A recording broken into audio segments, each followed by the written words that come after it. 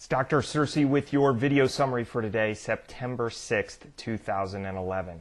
Today was our last class period to discuss Beowulf, which I know made many of you very, very sad. And as we talked about this epic with its elegiac tone, an epic being a grand story told about a grand protagonist in a grand style who represents a nation or people, elegiac being sad, sorrowful, melancholic, contemplative. We talked about Beowulf's legacy. Was he a good king or not? As a synecdoche for his culture, what sort of legacy does Beowulf leave behind?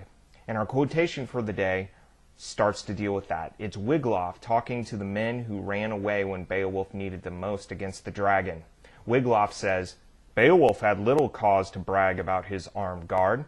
Now, if you've been keeping track at home, you'll recognize that as an example of Lytodi's ironic understatement. Little cause to brag?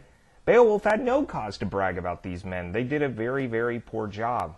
But their poor job reflects back on Beowulf as ruler, as much as his people love him, as much as he's feared by his enemies and was able to bring 50 years of peace to the Geat tribe. Beowulf leaves no visible legacy. At his death, he appoints Wiglaf the new leader, but the treasure that he's won from the dragon gets buried with him, as useless as it ever was, as the poet remarks. Beowulf is successful in earning the respect of his people. He's successful in earning the respect of his opponents.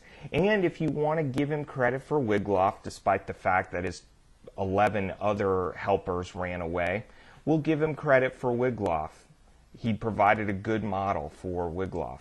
But part of this poem is about, at least Hrothgar's sermon indicates this, part of wisdom in this culture is recognizing that you will die, that ultimately fate will beat you.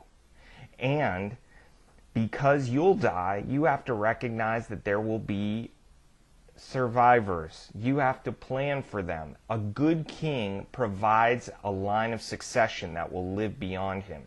Beowulf fails to do that.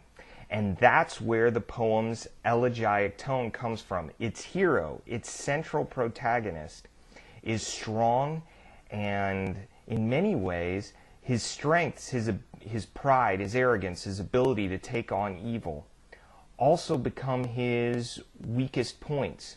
He has the mind of a warrior, not a king.